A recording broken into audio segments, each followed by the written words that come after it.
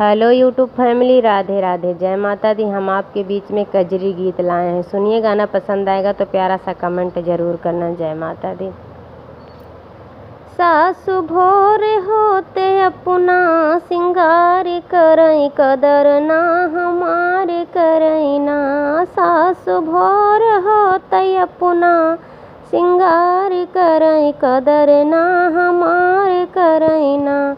सासु भोर होते अपना सिंगार करई, कदर ना हमारे करई ना। हमसे कोयर बलवावै, हमसे गोबर भरवावै। हमसे कोयर बलवावै, हमसे गोबर भरवावै। हमसे गोबर भरवावै, हमसे गोबर भरवावै। जब कुछ बोले त डंडन की मार करई, कदर ना हमारे करई ना।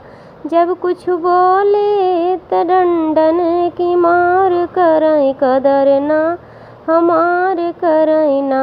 सासु भोर होते अपना सिंगार करई, कदर ना हमारे करई ना। सासु भोर होते अपना सिंगार करई, कदर ना हमारे करई ना। हमसे बर्तन मांजवावै, हमसे खाना बनवावै। हमसे बर्तन मांजवावै, हमसे खाना बनवावै। हमसे खाना बनवावै, हमसे खाना बनवावै। जब परोसे त चटनी अचार धरई, कदर ना हमारे करई ना। जब परोसे त चटनी अचार धरई, कदर ना हमारे करई ना। सासु भोर होते अपना सिंगार करई, कदर ना हमारे करई ना। सासु भोर होते अपना सिंगार करई, कदर ना हमारे करई ना। अपना लक्ष्य से नहाई, हमका नीर मौन दे। अपना लक्ष्य से नहाई, हमका नीर मौन दे। हमका नीर मौन दे, हमका नीर मौन दे।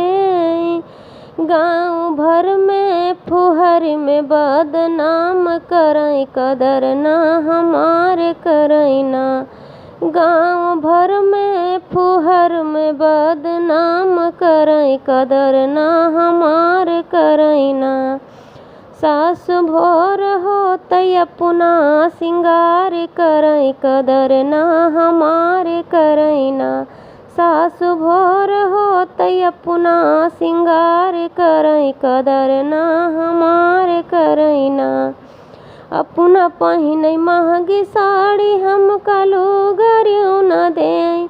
अपना पहिनई महंगी साड़ी, हमका लुगरियों न देई। हमका लुगरियों न देई, हमका लुगरियों न देई। ओ तो ससुर से चुगली हजार करई, कदर ना हमारे करई ना। ओ तो ससुर से चुगली हजार करई, कदर ना हमारे करई ना।